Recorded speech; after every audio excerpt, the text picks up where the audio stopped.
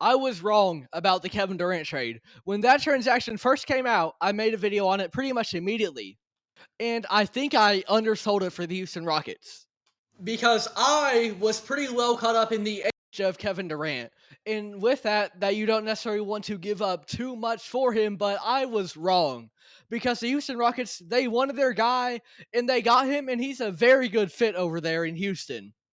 When that trade first came out, I said that Kevin Durant, he was a great fit over with the Rockets. But I was talking with my friend, and we had kind of felt as though, upon our first reaction, that they gave up quite a bit for him. But looking back on it, I don't think that was the case, and especially considering what Houston got back in return. Because KD, in spite of his age, is a superstar still.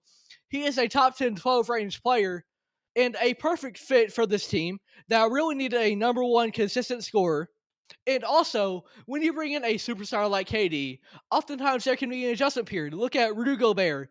Not the same caliber, I know, but look at Gobert. When you make this blockbuster move that the Timberwolves made for him, and how year one with Gobert, they didn't look much better than they did the prior year without him. But in year two, they had time to develop to gel chemistry, which they really needed to be able to fit around a player with offensive limitations like Rudy. But with Kevin Durant, he is a perfect plug and play player. He's going to come in, make an instant impact on day one for Houston.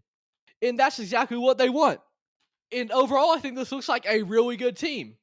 I'm especially excited for a potential Kevin Durant to Sengun or Sengun to Durant connection, because Sengun, of course, we draw the comparisons to Jokic sometimes because of his willingness and ability to pass out of the post.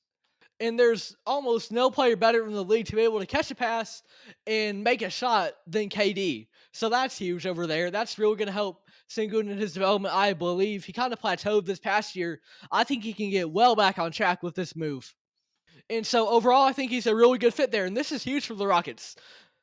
They were a promising up and coming team this year, but this really takes them over the edge. They can be really, really good with Kevin Durant, and I undersold that originally. Now, part of it was I felt as though they gave up quite a bit. Looking back, I think I was definitely wrong about that. That's the part I was most wrong about. So they gave up Jalen Green, a first round pick, 5 second round picks, and Dylan Brooks. And ultimately, I feel like the writing was on the wall for Jalen Green in H Town. Someone who never really quite reached his full potential there. He's got a lot of talent. He hasn't yet put it all together. And so a change of scenery might be good for him. I don't think he's going to go to Phoenix either. There's reports now they might look for another team. That's someone else I was wrong about. I said that change of scenery is probably going to be the Suns. It's probably not going to be. And that also makes sense. Because you're kind of stuck in a cycle of continuous mediocrity if you keep him. With the likes of a Devin Booker, you got a lot of shooting guards on that team. And yeah, it's not the greatest fit over there. So that makes sense. But overall, I think Houston did a lot of things right here. They still got the Thompson twin. They have really the young core that they were building around. Jabari, Thompson, Sengun.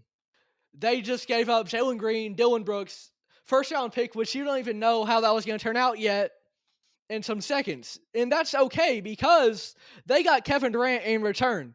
That is who they wanted. That is who they had been pursuing this whole time. Throughout the KD trade saga, they were always linked to Durant. Durant and Houston, it felt like that was a match made in heaven for his fit and for the fact that they were always seemingly in the running for him with every single report. They felt as though KD was the missing piece and they got him. And so even if they did give up a lot, that's okay because they took a swing and that's better than doing nothing. But I don't know that they did give up a lot, really. Brooks isn't getting any better. He redefined that culture a little bit as a veteran over there in Houston. But now, what is the role of him when you've got guys like Thompson to fill in that defense? Cam Whitmore, he hasn't gotten any proper time yet. I'd love to see him get more. Overall, I think it's a really good move for them. And overall, yes, I just want to take accountability here because I was wrong about the Kevin Durant trade. And I feel like so often we just don't see that in sports media. I don't do it sometimes. And I want to change that.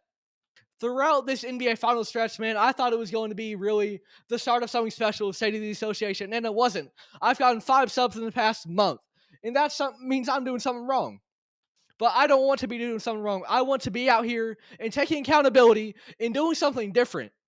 And that's what I'm trying to do here. Because I make mistakes all the time. All of this is not perfect. So far from it. But I'm trying to get better. and I want to be accountable for something like this. I was wrong about the KD trade. It's great for Houston. That's going to be so fun to watch him next year. And he is a perfect fit. He's aging, but he's still a superstar. And that's exactly what the Rockets wanted. Great move for them. I'm going to be accountable. I was wrong. And I'm just trying to do this with integrity and getting better each time. Thank you.